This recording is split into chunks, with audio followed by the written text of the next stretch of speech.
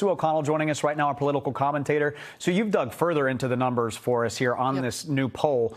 Now, if you were running the campaigns, what would you be telling each candidate to focus on right now as we head into the home stretch here? Well, Colton, the message for both campaigns, and I'm sure they're hearing it from their campaign managers, is that this race will be decided by which campaign has the best on-the-ground organization to get their voters to actually vote.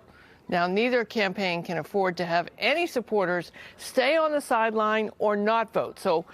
But specifically, if I was running Trump's operation, I would tell him to stop flip-flopping on mail-in voting. He can't decide if it's good or it's bad. Sometimes he changes his mind in one sentence. So he has to stick with it's good and encourage his supporters to get those ballots in the mail now. And if I were in charge of the Harris campaign, I would say that she needs to continue to emphasize the role abortion access is playing in this campaign. Harris has a huge advantage when it comes to female voters, but there's still room for her to grow in that category. And the issue that most voters said would motivate them to vote for or against a candidate is abortion.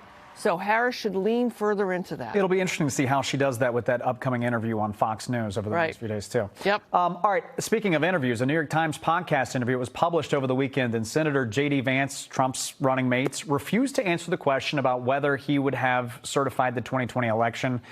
That now has some experts saying that they have concerns that if he loses, Trump won't accept the outcome. My question to you is, I don't want to see, media overhype about this thing. My question to you is, how real is that concern? Colton, I would argue I don't think we're paying enough attention to what Trump is saying and what the results of that would be. Look, we're seeing election officials, even right here in Massachusetts, expressing concern about their safety during the vote counting process and during the election process.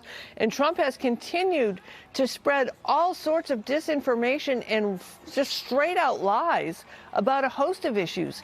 And his base, they're either just ignoring it or some of them are actually believing him. And Trump posted that he already posted that he thinks the election is going to be stolen from him. So while the voting ends on November 5th, the opportunity, I think, for chaos will just be beginning. Yeah, listen, we've been focusing on the race for the president, obviously, but you got the House of Representatives, you got 1/3 of the Senate up for re-election as well. Here in Massachusetts, incumbent Senator Elizabeth Warren is facing Republican challenger John Deaton. The Democrats, they've got control of the Senate. How likely is that to hold? It's hard to predict, Colton, but there are several Senate seats that could be flipped. Incumbent Democrats in Montana, Ohio, Wisconsin, and Pennsylvania, they are all in vigorous fights to keep their seats.